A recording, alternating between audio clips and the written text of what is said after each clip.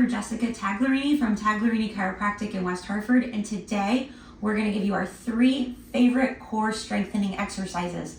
The first one is really easy, and there's a lot of modifications you can do so that anyone of any ability can do this exercise for the most part. So the first one is a plank.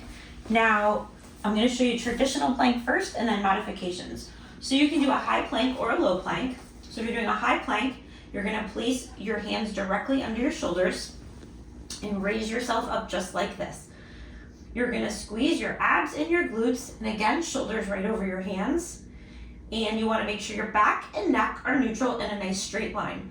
Avoid coming up like this or letting your back arch and sink like that. You want to be nice and straight. A low plank is very similar, except you have your forearms on the ground, just like that. Again, you want your shoulders over your elbows in this case, squeeze your abs and your glutes. The modifications you can make, or you can do this from the knees, just like that, or just like that. Again, keeping your body in a nice straight line.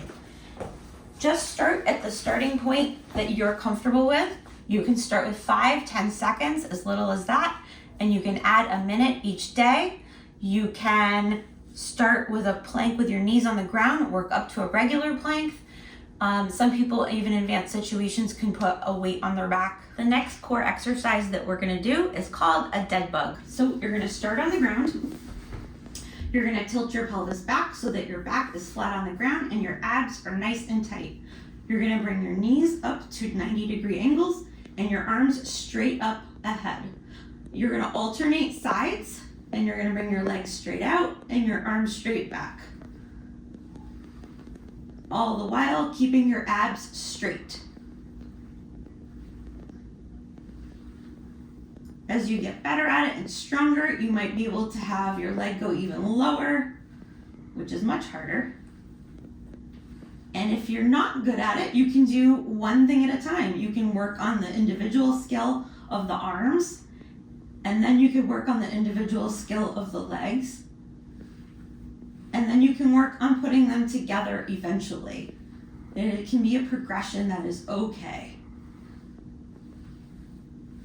And remember, keep your abs tight no matter what. This is a great exercise to do to keep your abs and your whole core nice and strong. It also helps train the right and left side of your brain talk to each other for better overall body functioning. The third and final core exercise we're gonna do today is called a bird dog. For this one, you're gonna go on all fours. You want your shoulders directly over your hands and your hips over your knees.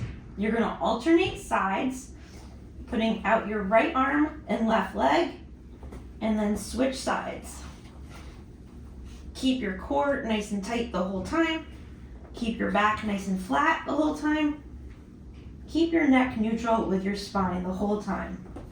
Always go nice and slow and steady on the way out and the way back in. And I always like to say to pause at the end. 1, 2, 3, and hold there. I like to do 10 of these on each side and do these exercises 3 sets of 10. The bird dog exercise is another great exercise to train the right and left side of your brain to talk to each other so that your body functions optimally. It's also great for the core. I would like to see you do these 3 exercises daily.